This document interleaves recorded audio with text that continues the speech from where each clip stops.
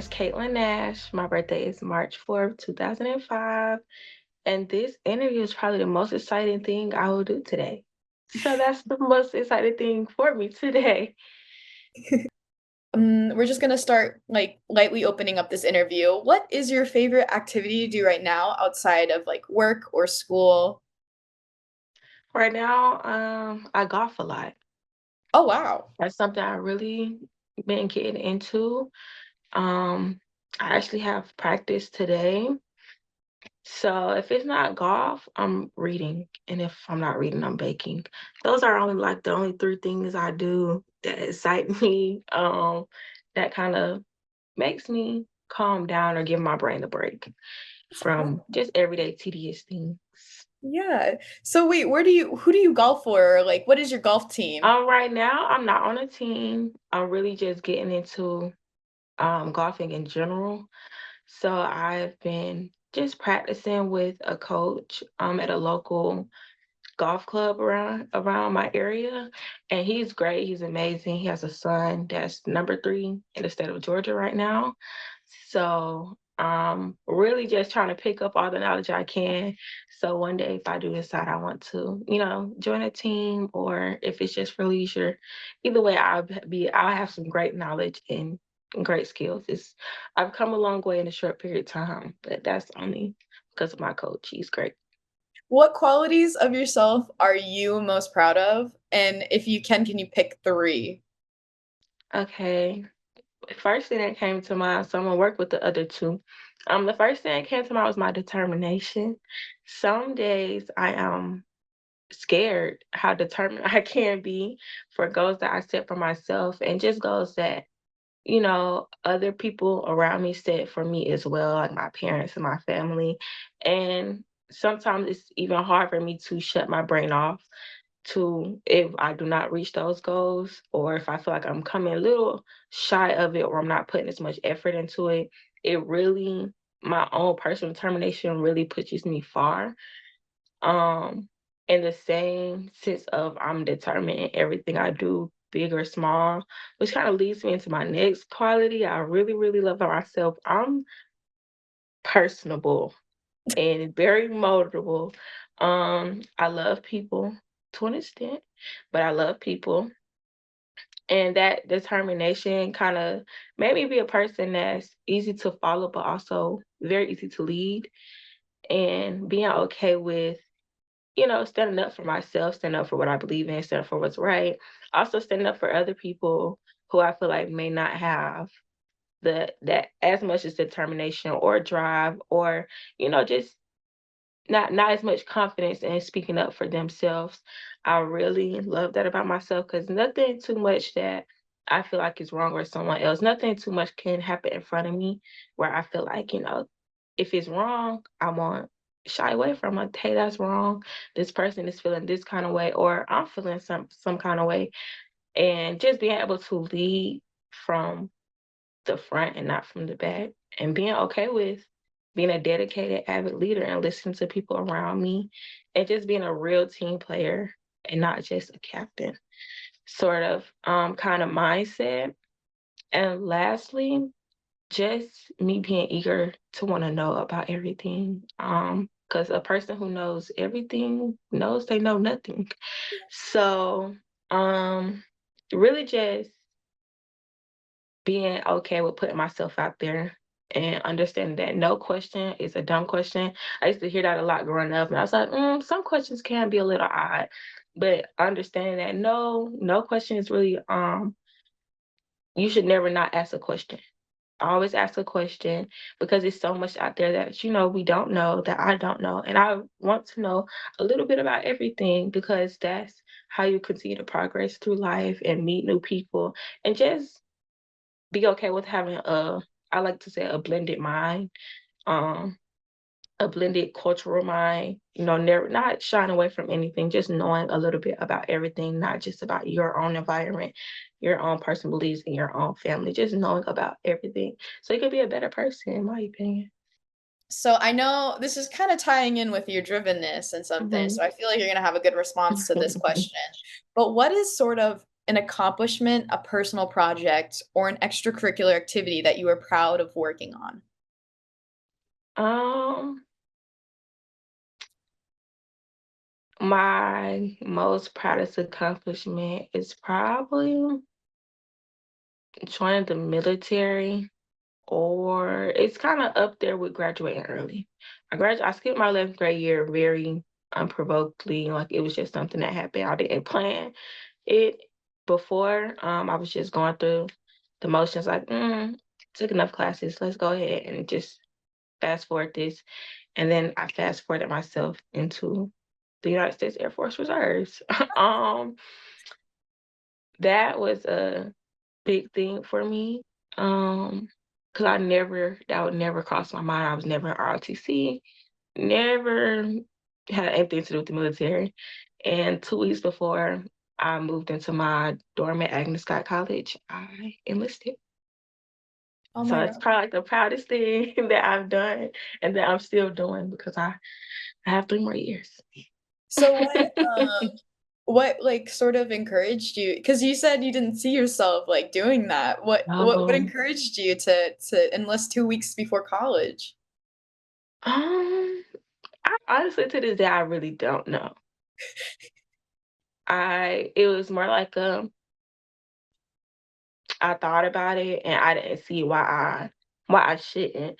I didn't really have anything to discourage me or anything that I feel like it would hurt me. If I don't think something will hurt me or my future, I'm not really against doing it.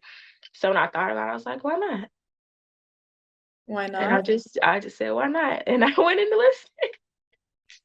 And it was a very spontaneous thing that I'm very proud of because I could have did anything else and I went and enlisted 2 weeks before school. And I have really had an amazing military journey so far. So it's definitely a accomplishment I'm proud of and I can always be proud of because I'm fighting for the country. Yeah. And I love doing it. So it's a win. It's What definitely a win. what do you do for like, what are you most proud of for joining the military? Like, I know that there's, like, 2 weeks of basic training, or I don't know how Oh, long it is. I was in there like 8.5 weeks, no phone, Okay, so that's no worth being proud phone, up of. to down. Do you have any specific accomplishments in the military that you're proud of? I know joining the military is a Mhm. big accomplishment in itself, but is there anything that, like, sticks out to you from joining the military?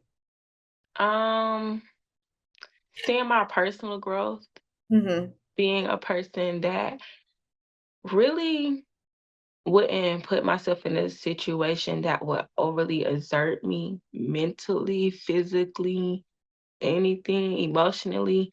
And I kind of threw myself in that ringer, not expecting, not really knowing too much about what I was signing up for, and coming out on the other side graduating Yeah.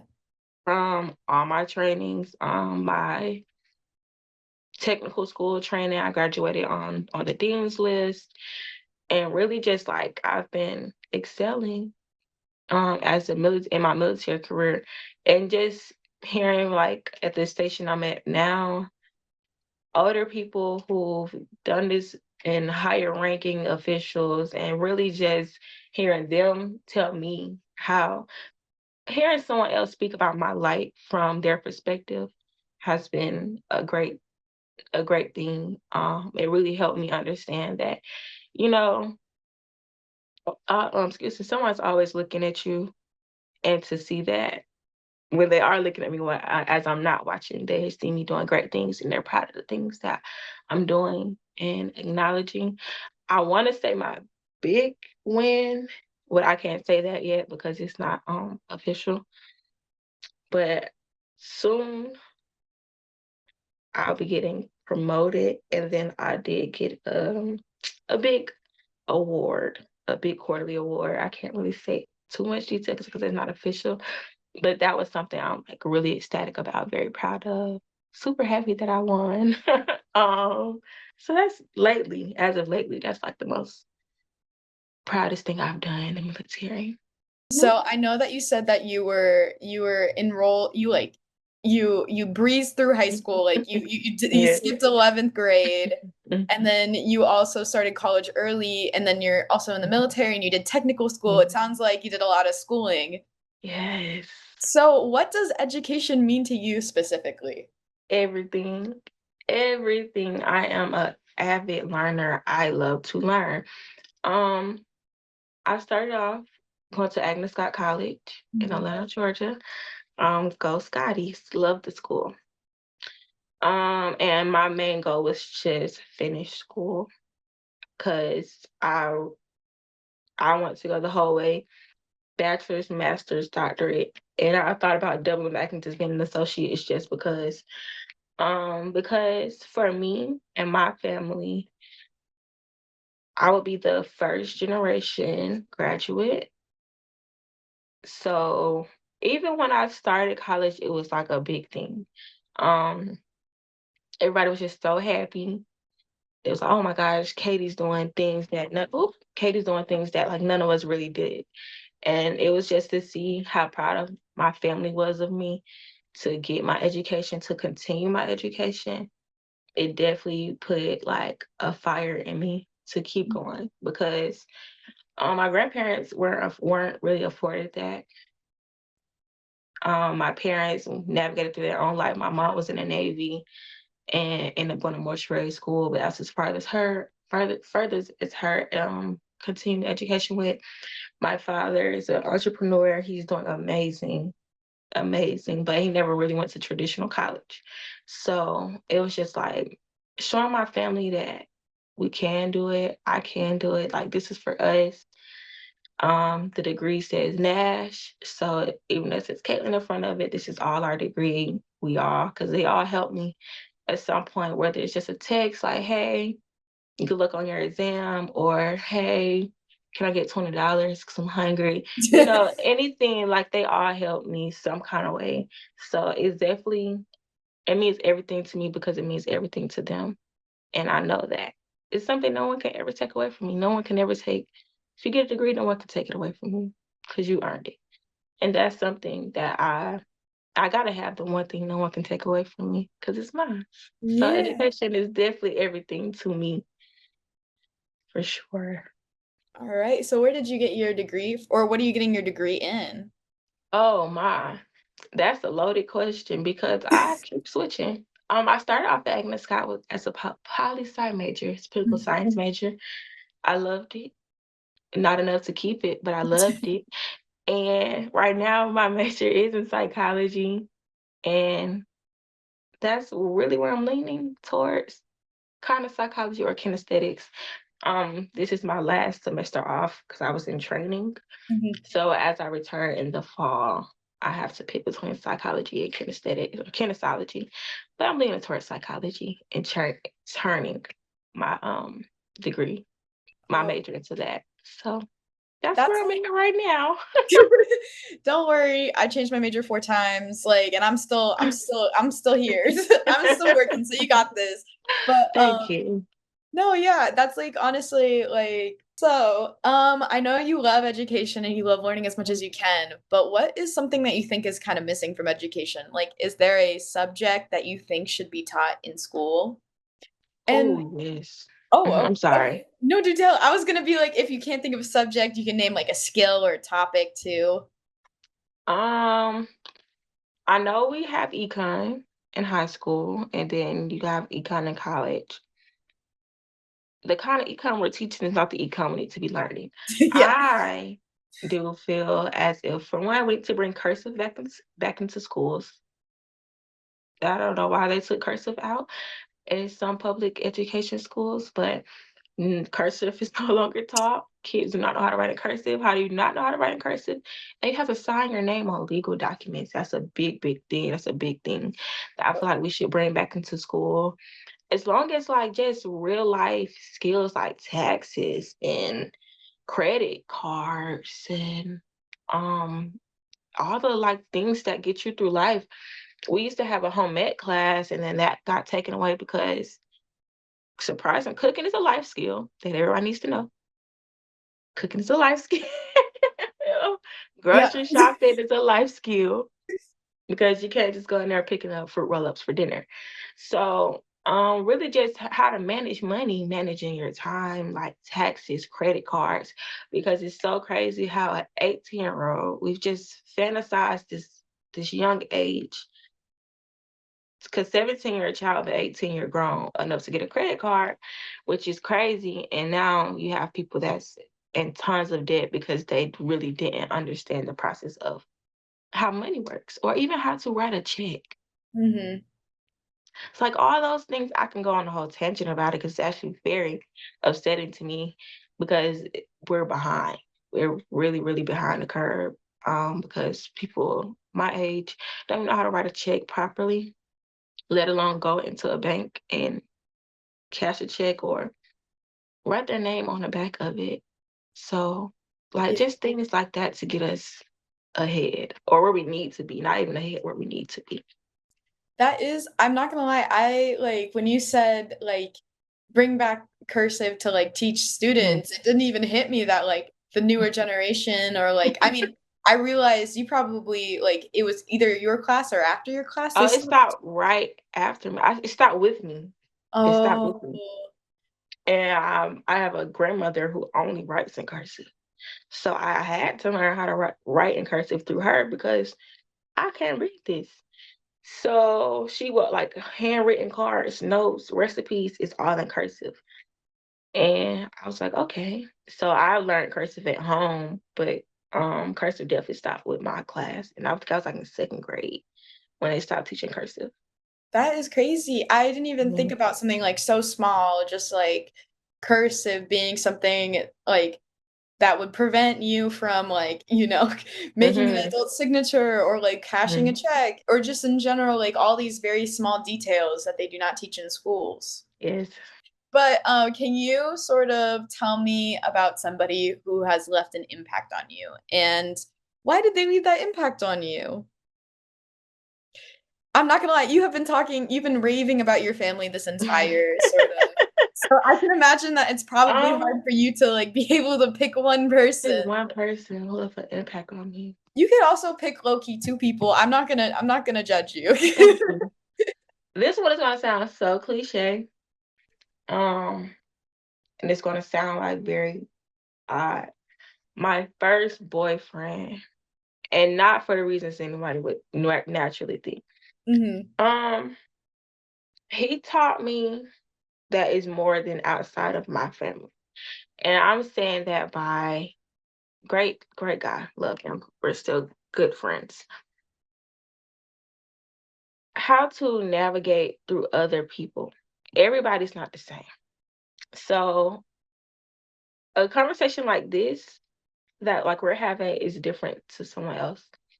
mhm. He really taught me how to look beyond words and really understand how to communicate with people, how to understand that it's the reason why everybody does something. And being okay with, how do I say this?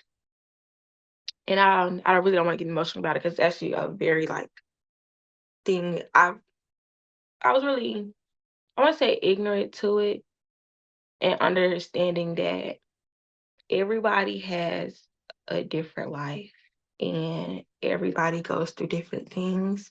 And I wasn't just blind to other people's struggle and reality. I just didn't know how to deal with it. So understanding that your hello might be someone's only hello for the whole day, or just your simple smile might be someone's smile only. So our interactions and conversations and just dynamic really made me think about how I talk to anybody I meet. And I wasn't always like that. Like I was just always a happy-go-lucky girl. Like I'm gonna speak to everybody, but I'm probably gonna leave it at just speaking. But just how's your day? How are you? Do you need anything? Like, just always being that shoulder, very putting myself out there more for people because you never know what someone has to go home to. You never know how that person is feeling that day. Like my birthday might have been someone's absolute last day, and I'm partying. And if I see someone just looking sad, I'm gravitating towards them because what's wrong? I don't want you, if I can get you for save you for the 24 hours and that next 24 hours can possibly give you another year, that's all. I'm all for it because I just didn't know how to navigate through other people's problems or struggles. And he definitely like helped me understand that it's bigger than me. Little bit No, you're or me fine. like Go just ahead. being like a little bit curious myself, but what's it Mhm. like sort of being like like a non-white man, Oh, non-conservative in the mm. military, or I know It it's is not a all white men challenge. either, but like not being like a conservative man in the military. My Lord. It's hard being a woman in the military in general, no matter the color. Mhm. We go through some crazy things, crazy, crazy, crazy things just because I am a woman. Now, me being a black woman in the military who is not conservative, the standards are very high. Like Mhm. it's sometimes it seems like it's unreachable and on a wild duck chase. Like every time you get to one step, they move it further. Does it bother me? No, because it's like that everywhere Mhm. for a black woman. It's like that everywhere for women. So it doesn't bother me per se. My comments definitely are limited though. I don't really get involved with too many conversations that I know could we're not supposed to talk about politics in general in uniform. It's Mhm. a unspoken rule. And I actually believe it is a spoken rule. I think it's a memo that has been sent out about that. So just most recently, I've been the only female in the room, and I was the only black female in the room. And the conversations that I was overhearing, well, not even overhearing, I was in the room, they was talking about it. I wasn't overhearing nothing anyway, I was right there. Um, it was disheartening. It was disrespectful, and it made me consider re-enlisting. It made me consider why I even did this in the first place because it's crazy, the way people mind work, and it's like we're on the same team. You see me work every day, you acknowledge my work, you say my work is great, but it's still not great enough when we start talking about politics or we talking about what you can do over me. Mhm. And I was like, that's that's very disheartening, but you just have to understand the standard is higher for me. I know that. And I'm lucky enough to be in a space where my highest officials, my highest supervisors are black women.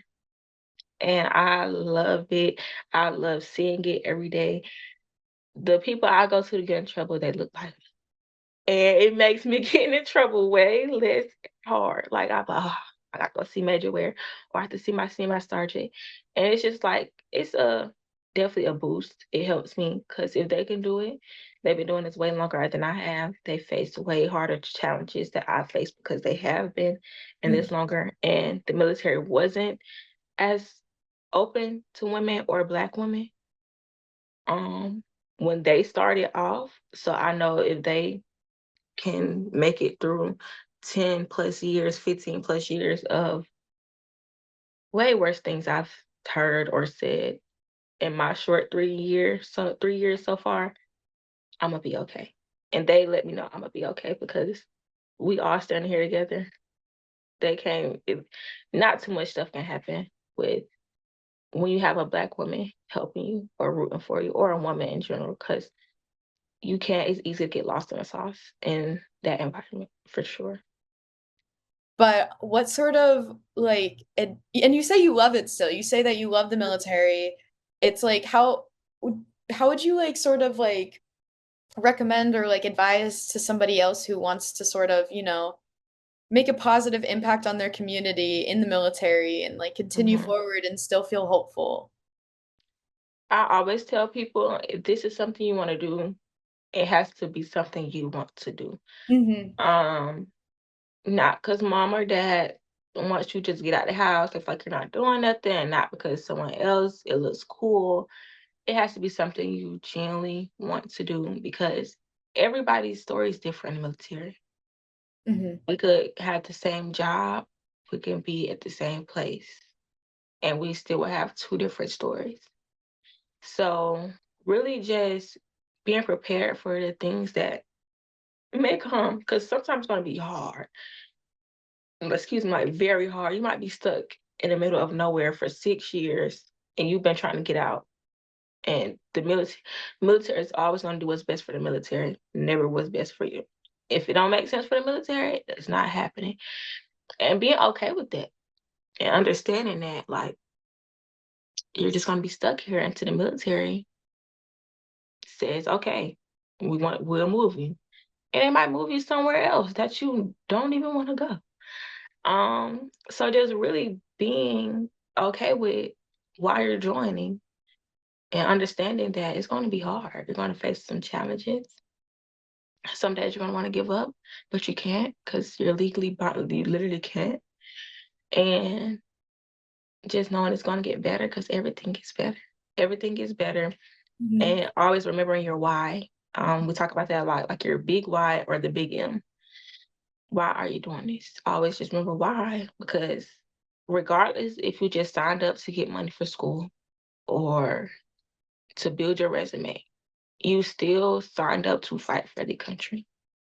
And that's it. That's all that you're here for. They're not obligated to do anything but pay you. So all the other benefits that may disappear in the midst of it is you all they have to do is pay you on the first and 15th. And Yeah. you have to be okay with that as well, because it's a job. It is a job, and you signed your life away, and you have to be okay with whatever comes with it. And sometimes it will be great. You will have great days. You will have amazing days, and you're gonna meet amazing people. And sometimes they will rip those amazing people out your life and send y'all across the world, far Mhm. away from each other. But you just have to make it work for you. That's it. Like you have to make it work for you. Yeah. All right. So this is the last question. What would Mhm. you say to another student or to a fellow who will be doing their own storyteller interview?